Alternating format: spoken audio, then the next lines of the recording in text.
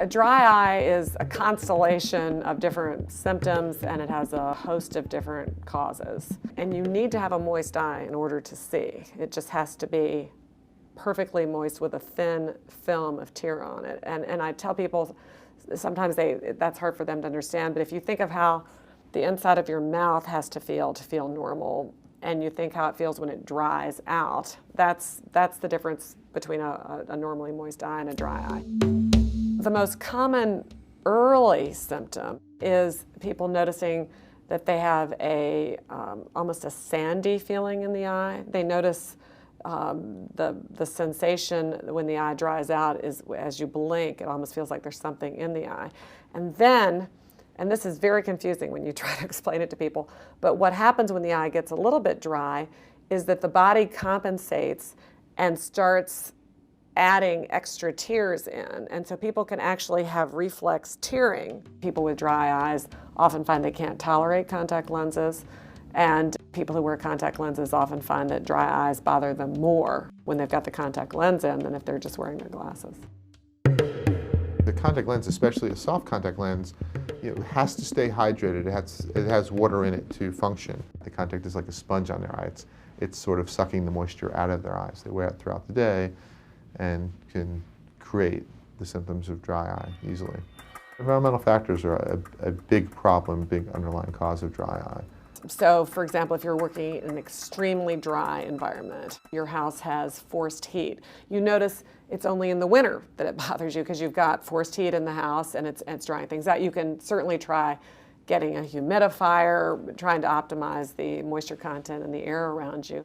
Sometimes patients have metabolic changes or hormonal changes. Dry is definitely more prevalent in women who go through menopause.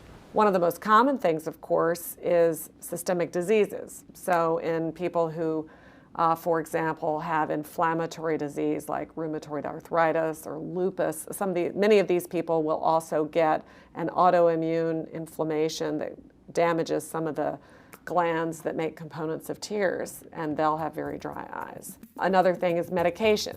People who are on diuretics, for example, for their high blood pressure, may be very dry, and all their mucous membranes get dry, including those in the eye. And if the eye gets too dry, it's not only uncomfortable, but the vision starts to go down, and it can be dangerous because a very dry, desiccated eye is more vulnerable to bacterial incursion or other types of infections that can cause serious problems. Obviously, these patients were prescribed this medicine for a very specific medical reason, and so with the expectation that we can't alter their medical regimen, then we just try to work around that. We look at nutritional effects. If people are staying hydrated longer, there are benefits of, say, fish oil, the omega-3s. One of the first and safe and least invasive things we do for treating dry eye is just recommending these artificial tear drops. We recommend drops that just gently lubricate and add a little extra moisture to the eye. Now, there are also some drops that are available that are anti-inflammatory. So if you have a condition that is actually causing inflammation in some of the glands that make the substances that contribute to your tear film, then some of these anti-inflammatory drops can work too. And then there are products that are meant for chronic long-term treatment of dry eye that we would address if all these other steps don't work, or if we need to add that to the long-term treatment plan, if we really feel like this is a long-term dry eye problem.